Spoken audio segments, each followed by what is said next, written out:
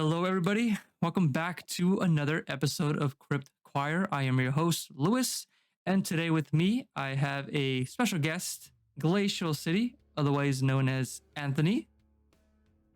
What's up, guys? Anthony, for those who might not know who you are, introduce yourself. My name is Anthony, also known as Glacial City. I play in the Bay Area.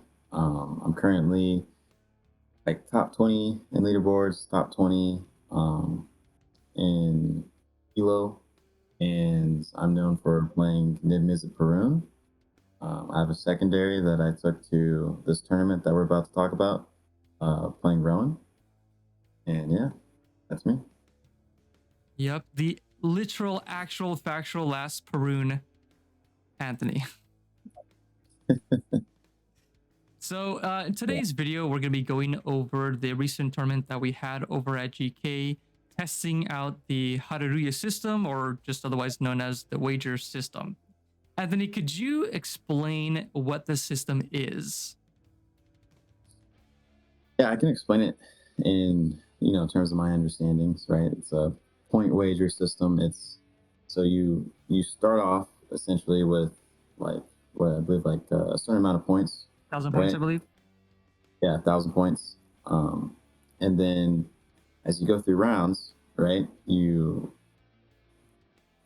basically try not to lose your points, right? Because if you lose to someone else, then you lose 7 points, right? Everyone, all three players, they lose 7 points, and the person who wins essentially, and they're good.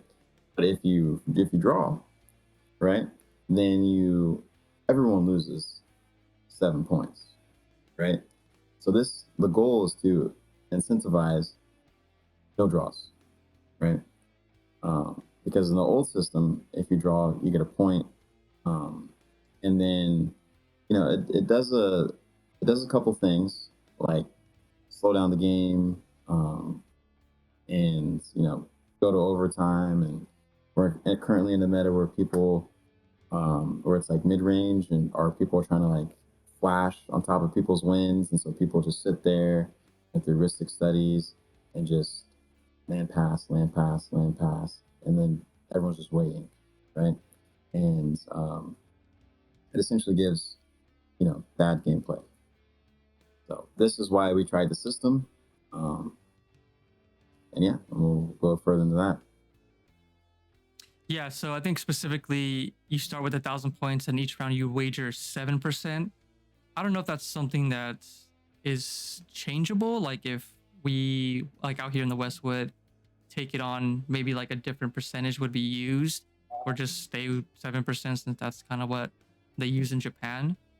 But yeah, that's the whole thing of it. Oh, and another big thing, the difference is that every round is randomized. So you're not like in the current Swiss system we use, well, weighted Swiss, you're paired up against with some, like at least one other top performing and then two other mid performing to low performing people to decentivize the winners getting paired with each other and just IDing all the way to the top. But this system is just completely random. So what we're going to be doing is just talking about our experience with that system and how those rounds felt. So I think first question, Anthony, were you stoked about testing out the system, or were you just meh? I actually always love trying new things. And if the goal was to get rid of draws, then that was 100% achieved. In that tournament, we only had only seven draws, and I don't think there was any intentional ID whatsoever in that tournament, which is good. Everyone had like a great mindset, and I personally thought, let me try and bring a turbo deck and see how I feel. So I was pretty excited to try it. There's a lot of preconcepts people had about it, going in, and I think people had maybe different thoughts about it going out. What would you say your thoughts about it was going in? Going in, I was kind of just meh on it. I wasn't a big fan of it. Just from reading it, it never seemed like a good system that would work out here in the West, mainly because of what people are used to, and also the big difference between Japan and here is the yapping. They don't yap in Japan. Over here we do. And I feel like that system is more catered towards that meta game of non-yap, and would make things more awkward or wouldn't work out here.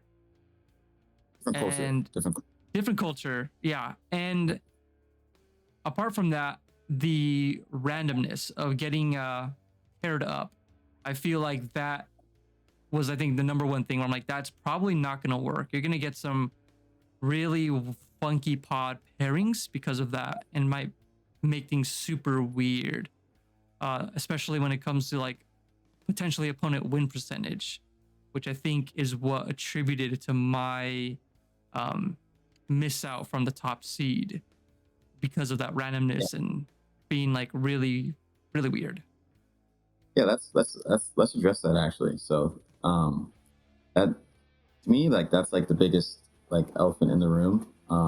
Was, and I think it was kind of just universal. Was like, well, the situation happened to you was the most controversial, and then, and so yeah, we'll talk about that, and then just how should I put it?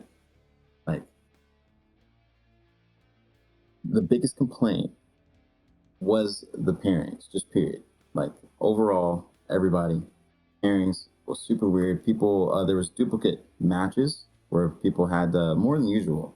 At Fishbowl, like there's like one or two that I saw, but apparently there was like a bunch of like repairs with the same people, which is super awkward. And then I think you got like down, or you and I both got like down paired. And in the regular system, you would have made it to top four. But then in this system, you didn't.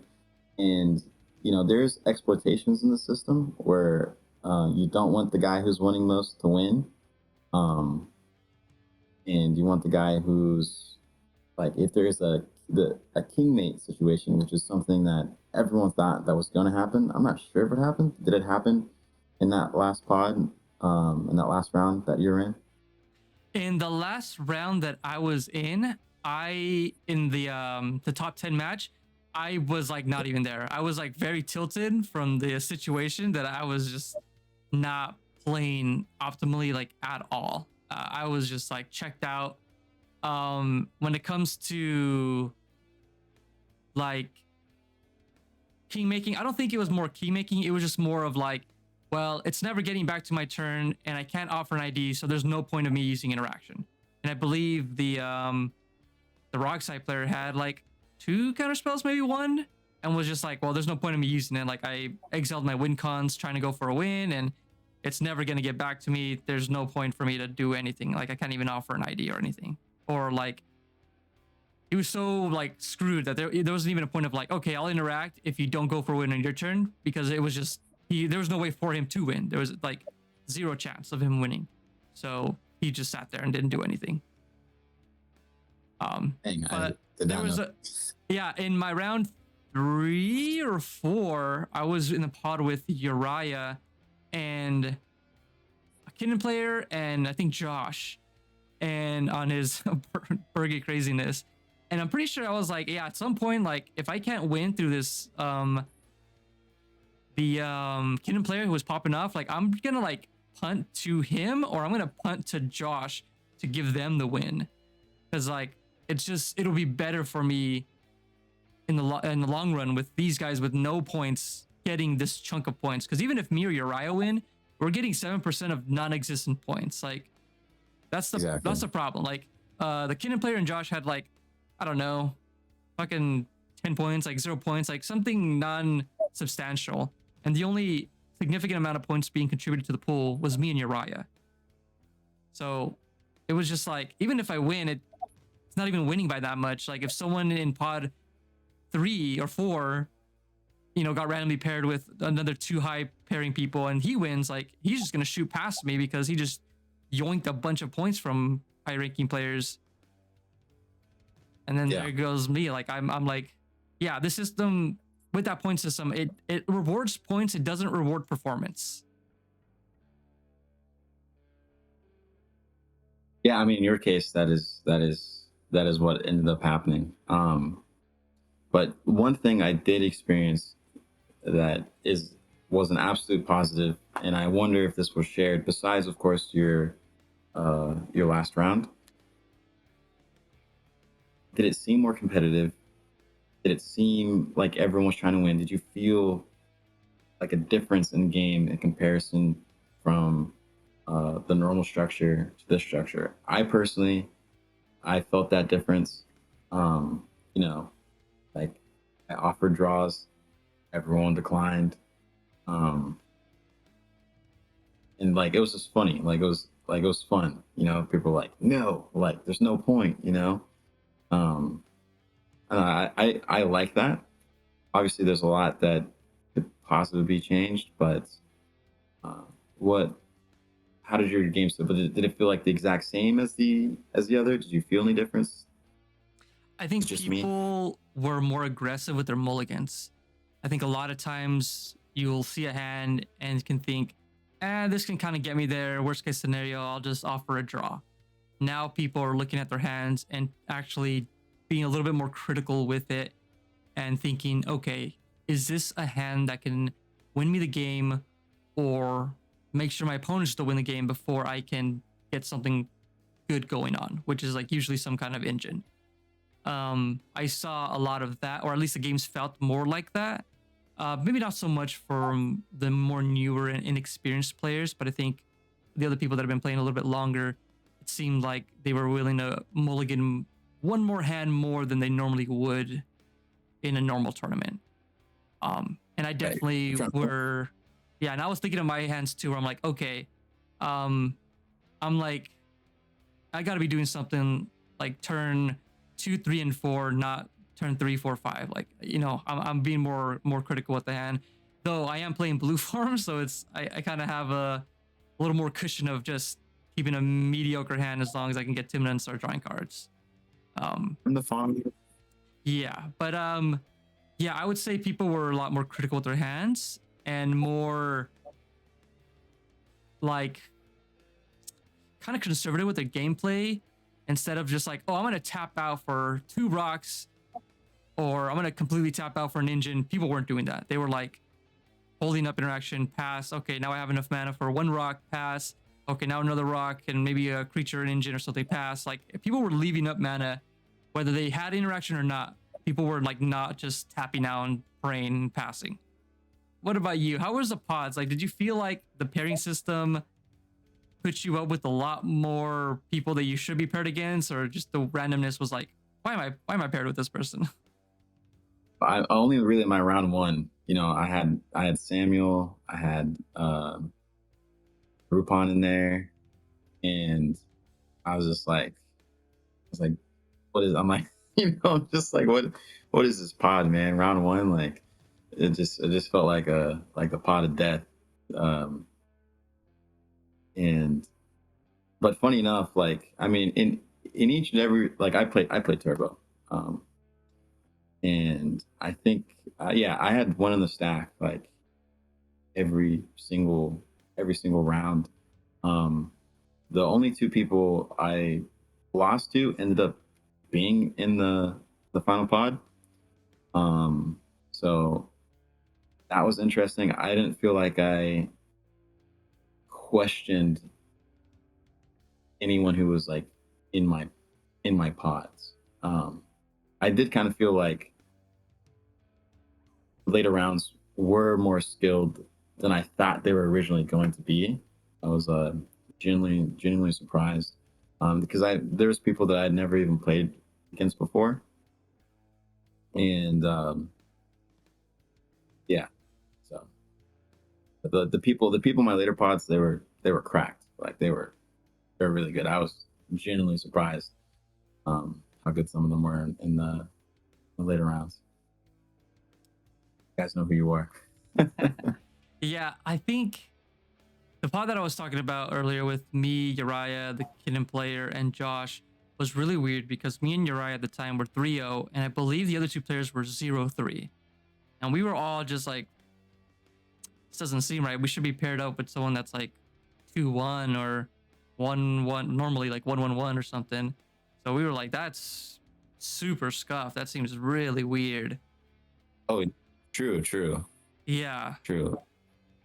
And Yeah, I mean, my maybe the math was there, but I don't know if Top Deck is completely using random. I believe Zane said he was using the system and it's just completely random. So that math there of the randomness was like, whoa. 2 3-0s and 2 0-3s was, I don't know, that's wacky. I don't think it was completely random. From my understanding, it did give a better chance for um, people who are down to be able to climb up. Oh, So I see. basically, Okay. climb up on top of you and I. Um, and and I think that's good. Except I just think the math needs to change a little bit, to closer to the old system that's possible. I'm not sure if they can just basically take like the best of both worlds, like just the old pairing and keep this. I don't know. Uh, just the math just gets weird. Allegedly, I wouldn't know. I'd have to see what they're talking about. But yeah, I did have like my round before top cut. Um, yeah, I think I had like 203 people in there, and then one person who was the same score as me, which was Julian. Um, and he actually would have made it if it was the old system. Yeah, he would have just made it too. So, you both were the only two people who kind of got screwed over from the new system, from my understanding. But I thought about Yeah. it because I ended up winning that game, and I actually thought he was going to make it because I was using, just the old logic from the old system. So I was actually pretty shocked he didn't make it, but to see that he did, or that he would have, says a lot. So Yeah, let's get into that right now. So I'm pulling up the little picture I showed you. So here on the on the right actually is the using the wager system. This is the top 16. We got Eli, Sam, me, Uriah, you, Jack, Andrew, Brian, Kyle, Eric, Landon, Julian, Skylar, Rupon, Matthew, and Evan. So this was the wager system. Unfortunately, we don't have access to see what the opponent win percentage was. But then on the left, I reconstructed the entire tournament using the old system, manual pairing and everything. So the same pod comps, the same wins, draws, drops at the correct times, and then having the system play out. And as you can see, we have then Eli top in number one. Then it's me instead of Sam, and then Sam, Uriah, Jack, Andrew, you, Brian, Julian, Eric, Kyle, Landon, Josh, Mike, Michael, Matthew, and Evan. So I have it going all the way to top 16, even though it was only a top 10, just so we can see the differences of so we can see the entire scope of it. So obviously the yeah, biggest thing, the difference is a top 2 seed. Eli for sure is going to get the top 1 seed, and then me and Sam should be swapped. But in the other system, it gave him a higher opponent win percentage than the normal system, which I wonder why. That seems weird to me. I feel like the opponent win percentage should be the same across both systems, right? yeah. I mean, if we're comparing it, you would think, yeah, you think it would be the same between both systems, but my mind just keeps going back to Zane saying that he can fix the numbers, change the numbers. This is new, so everything you know was a test, right? I think we were the first ones to even test it. I'm not even sure if others have tested it, Yeah, but I'm not sure either. I think I know they tested it in Germany, Eisenher's. Heisen something. Yeah, Yeah, God, I'm blanking now. Anyways, apparently they've been testing the system, or at least maybe like he's got a group that's been testing it, and then they've made changes and they have like an updated like German version of the system to try out, but it's like much more convoluted than the regular wager system. Oh, really? Yeah, you should watch this video. It's good, but the system that he proposed is like super complicated. Um, oh well, let's continue going down. So Very that's detailed first. so we have Eli, and then me would be Eli. Sorry, Sam and me would be swapped. Fourth would still be Uriah. Fifth in the normal system would be Jack, but you are in fifth, and then Jack is at sixth, and then we have Andrew in sixth, and then Andrew on seventh, and then you would be in seventh, but in the wager system you were in fifth. So that's a pretty big jump, I think, from 2 whole spots. It's a big And jump, then- actually. Yeah, and then from 8, we have Brian, but still the same, and then 9, Julian, another big jump. Julian in 9, but in the wager system he was 12. So that's another big jump. So obviously there's like the win percentage is being calculated pretty differently, and it doesn't seem to be like consistent, because like you can see some players are in the same spot, but then like you and Julian are just pretty like 2 spots off, which is crazy. Yeah, well, I mean, I could be wrong here, but from my understanding, it's not like the old system where it's like completely based off your opponent, win percentage. I mean, like we're seriously affected by like who eats your points, right? Like who eats your points. Because like we said before, if the person who's doing the worst eats the points, it's better for the winning player of that pod. So Right. Yeah. That's where I'm like, I'm not sure like what's the math there for that? Like if Yeah. I got paired against people, I mean, obviously it's gonna first start by who has the most points and then work its way down. Right, let's go back to the round with let's say Julian and I, right? Julian and I both had the most points at that table. So Mhm. I wonder, or I guess theoretically here, right? If Julian won, I would not have made it. My understanding, but maybe Mm. you know what I'm saying? Yeah. But maybe if we like let Marco win and not draw, maybe there's a world where him and I both make it. Right. Right? That's something I'd like to test out and see. But Yeah, I think another thing too, noticing on here, on the old system, Michael would have made top 16, but in the wager system, he's not even in top 16. Yeah.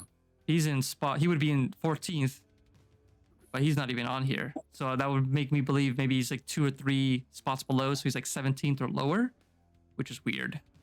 But I believe everybody else is on here.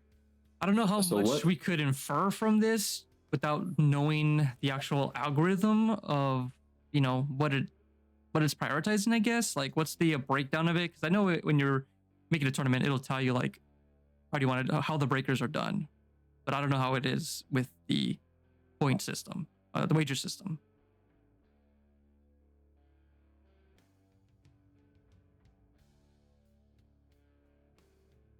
No, I wouldn't do this again. I don't want to play a system that prioritizes farming points or gaming the system then instead of winning. Because in the regular point system you can like ID and force stuff like that, like sure, but I mean like you have to win some games. Like you can't. It's pretty difficult to make top cut with 1 win and like 4 draws or something. Like it's happened. It's possible. Like it's only really the small ones that becomes an issue. But yeah, I think in regular tournaments like the Fishbowl and those big tournaments, I don't think that's gonna be like you're not gonna make it in. Like, oh my god, a Fishbowl, how many top players didn't make it in because they just had a million draws? I guess since Top Deck changed the algorithm where like not all the winners get paired against each other, so the ID, like once that change was made, like it's felt fantastic to me. Like it's never felt an issue of IDing to get wins or presenting draws for for like points. It's never felt like a problem to me. Well, after the whole tournament, after everything was said and done, were your opinions on the system positive, meh, or negative? It was much more positive than I thought it was going to be. Um, and not not just because like I did well, but it was just once again it was just positive for in game, right? If we're not talking about the whole top deck side, the whole software side, I think just, it was one of the most fun tournaments for me. It was like probably like top 3 like local tournaments for me, just because everyone was like really trying to win. I really like that. So just sticking to that aspect, trying to figure out somehow to get that to a better system, a more supported, you know, top deck system. Whoever figures it out, whoever finds the math, um, I think that is the way. So it was definitely more positive. Did I have like high hopes? No, I think I didn't. I was excited, but no, I didn't have high hopes. But yeah, Yeah, mine were negative going in. Like I knew, I'm like, this system's gonna be whack. I know I'm not gonna like it. Once the tournament ended, it was much more negative than I thought it was gonna be. Like I was like, wow, this system sucks more than I thought it was gonna suck. Holy shit. yeah, But what was good about it is that the gameplay was snappier. People played yeah, faster. There wasn't a lot of just like, well, it's like, dude, like in normal tournaments, people were bleeding out the clock like that all the time. Where it's like, you don't have any plays, dog. Just pass the turn. I don't know why you're eating up all this time. I know you want the fucking game to go to the job, but like, you know, the longer the game progresses, the more chance you have to draw something better, bro. And you sitting there staring at your hand at your 2 rocks, eating up 3 minutes, it's not gonna do us any good. yeah. I do want to say like everyone who came out that tournament, thank you. We were testing it. There's a lot of once again preconceptions and how everything was. I feel like whatever someone thought, they came out with a slightly different opinion, and which was the whole point. Like was to gather data, was to go through an experience. It's now a shared experience, um, and I would encourage those who don't like trying new things or think that it's just a bad, or like you thought it was bad, you still came through, and you had a longer drive than people who are a lot closer who didn't come through. You know what I mean? Like that is awesome. Um, and so like when you say it sucks, it's definitely a much more weighted opinion than someone who didn't go and test it. Um, I wouldn't say that it completely sucked, because I think the goal was not really the software side. I think the goal was, we only had 7 draws, right? In terms of that goal, I think that was accomplished. But once again, experiences were destroyed from the tournament, outside of the actual play experience. So gotta fix that. Absolutely. Like I wouldn't do it again unless like they somehow fix that or in some attempt. You know what I mean? Right. So but I'm always down to try a new system, maybe figure out the complicated European system. Sounds exciting. So I have to check out that YouTube video. I didn't even know I was Well, out there. to be fair, I didn't know we were using the wager system, and there's a small chance I wouldn't have showed up if I knew beforehand. I probably still would have came through regardless because there's not a lot of options for CDH out here, so I most likely would have came regardless. But if I knew beforehand, Yeah, I probably wouldn't have showed up.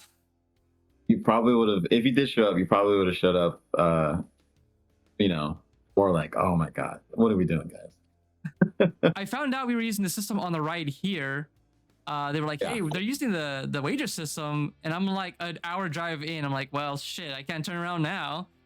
And I'm like, fuck it. Exactly.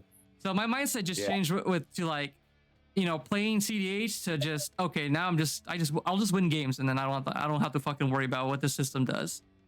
And yeah, I feel like this tournament was, yeah, one of like my top performing tournaments. I just showed up and I started just doing really well. I feel like I was just in flow state like most of the tournament up until the top cut. Yeah. Like it was fucking, I was on it. More flow state than the when you went undefeated in and beat me twice. To be fair, one of those the game that we won first, the other blue farm player kind of threw. He was just trying to get way too cheeky with Bowmaster cheese. Yeah. And in the final game, just being able to bait Larry into using a pact was hilarious. Oh, it's the no. That was funny, but still let you use the silence. Sure. No, it's the double Esper Sentinel, man. Oh. Double Esper Sentinel. Who was in the final pod? It was me, you, Larry, and Rockside. Oh god, who was it? I already forgot. Skylar? Was it Skylar? Skylar? I think so. Skylar. I don't even remember. Was you Skylar? Okay, regardless, which it was. I think it was Skylar. I mean, he just fed the fuck out of me too. So like. Oh, it was Skylar. He was Skylar. I was like, hey, bro, if you're just gonna keep feeding me, here's another Esper Sentinel, and dude didn't pay for anything. I'm like, sick. All right, yeah, I'll take it. Sky's with it. He's like, Anthony, you know I gotta do it. I'm like, oh, tell Sky, stop. Every time. Yeah, I think I was in a pretty good. Yeah, I was in a pretty good flow state then as well. But I think this tournament during this, I think definitely. I mean, it's the vibe. the vibe of the tournament on the point wager system, I think, was just much better competitive vibe. Yes, I would attribute that positive experience to this system. I think that helped me achieve that state of just knowing IDs were not an option and just having to think about, all right, we're not playing checkers, we're playing 3D chess now, like 4D chess. Like I can't be I was doing a lot more calculations and more politicking. Like I was just like better in those moments. Yeah, for sure. I did like that. But I would say, since you had a positive experience, if our positions were switched, would you still have a positive experience? I would. I win or lose, like I don't even think about any of the winnings. Honestly, like I don't think about any of the winnings. To me, it was super irrelevant. I really do focus on in gameplay experience, whether I played all 5 rounds and lost all 5 rounds. Like it was different. I felt it was different. The look in people's faces was different when I asked them for draws. Their replies were different. Like that can't be taken away, I think, So, but I agree though. Outside of the in gameplay, the outside of the gameplay was terrible. In gameplay was in the right direction. If we could replicate that. One small little concern in like the back of my head is like, people just didn't know how to abuse the system. Sure. You know what I mean? Like maybe like 10 tournaments later, we try that. People figure some things out, and maybe it loses its competitiveness, but I wouldn't know because we've only done one. So, but if we could somehow just replicate that, I think CDH for everyone is going to be much better because the games ended quicker too. We didn't talk about that. Right. Games like we like we finished like hours before we normally finish. Hours before. One game went what, 15, 20 minutes past time? Yeah. And that's because it was like a crazy stacks game, right? What was it? Two Magdas and an elevator or something? I don't know. I know there was like a lot of stacks decks in that one pod.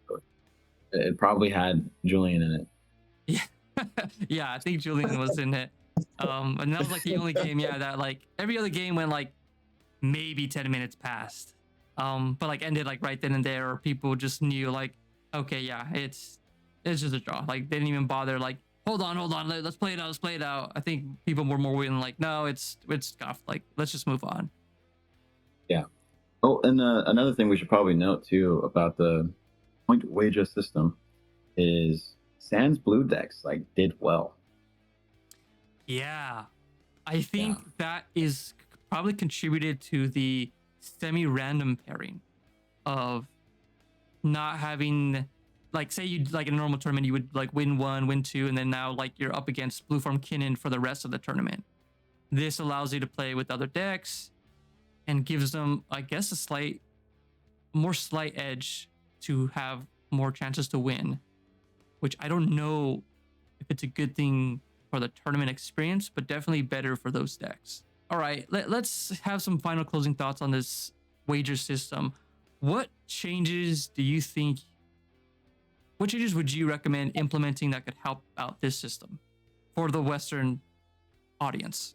I mean, I felt that the feedback that everyone wrote within our Bay Area Discord was pretty good, pretty genuine. I would just like to see what changes, Zane would make the system. I personally would be willing to, again, would be willing to play the system again if the numbers get changed, where a situation like yours essentially never happens again. I'm interested in a whole new system. The one Ori said, right, just win to the top. Someone's got to answer those questions though, and even the European system. So I'm not opposed to going back to the old system. Like it's just comfort, But I do think comfortability kills sometimes. So, True. what about you? I am definitely not coming back to the system until like there is a like 90% consensus that it works and it's good. Um, but I would recommend. I'm not sure, just because I don't know what the pairing math is. It's really hard to gauge. I think maybe It's greater for people to climb up. So and then which means that if it's greater for people to climb up, then it's greater for people who are at the top to go down, which is what happened, right? Right. Yeah. So I don't know if they need to do kind of like what Top Deck had to do with the Swiss pairings. They had to make them modified Swiss. If they might have to do something like that, but then that has to take into account that you need a, like, would it be I don't know, two undefeated people, somebody that's like 0-3 and somebody that's like 1-1, to make sure that the point distribution is worth for the top performing players, but really good for like the other two people who aren't doing as well. And then would there be enough people for that math to be the case? Because I mean, most of the time, these tournaments that we have out here in the Bay, they're at least like 40-ish people. So I feel like that should be the standard of what this math is like catered towards, Like this seems to be like the average kind of tournament size, maybe. I don't know, maybe not. Maybe the tournament size, the average might be more higher because of like Midwest, the East Coast, because they have so many players. So that might skew the numbers. But one thing to note is that whatever happens, it's going to cater to one side. It's going to cater to either the top players who do well, or it's going to cater to the people who don't do as well. Right. And and if like we just can't have a system where it's like you do well and you're completely punished, right? Right. It's we gotta find some middle grounds where it's like you do well, or if you're doing excellent, you should be able to keep going through, right? Um, and the people who are doing good and then like okay, like they should be battling it out, right? Right. Between who goes up and who goes down. But once again, we don't know the numbers. No one knows the numbers. Right. I think a difference too with the like legit system that the wager system uses in Japan is the standings are not posted. Like you don't know where your standing is at, which I think is like pretty wild, at least for like us out here. Yeah, it's strange because they don't post it. Then you got to like start doing a bunch of research and figuring out like who did what, who did well. Yeah. Just to try and figure that stuff out. Just like, but I don't know if that's a good thing or a bad thing or just a tedious thing or all of the above. All right. Well, I think that's kind of it. Did we miss anything? I'm pretty sure we went over the entire experience we had and feedback on the system. Yeah, I think we've got everything covered. Okay. Any final remarks? No, but to the podcast, and I'll see you, and we'll be battling it out in the next tournament, I'm sure. Oh, are you going to the Heisenberg? I believe that's the next big tournament. Oh, Waffles tournament? Yeah. It's in April, right? April? In 2 weeks, on the 19th. Big fat maybe. Big fat maybe. Are you going? Ooh, I am going. You are going. Okay. It's not a diamond, right? It's a possible plat. It's a gold possible plat. Gold possible plat. Yeah. I don't need any more points. I'm at 1,000 points. I would just go there to gatekeep, I guess, like what you're supposed to do or something. I don't know. True.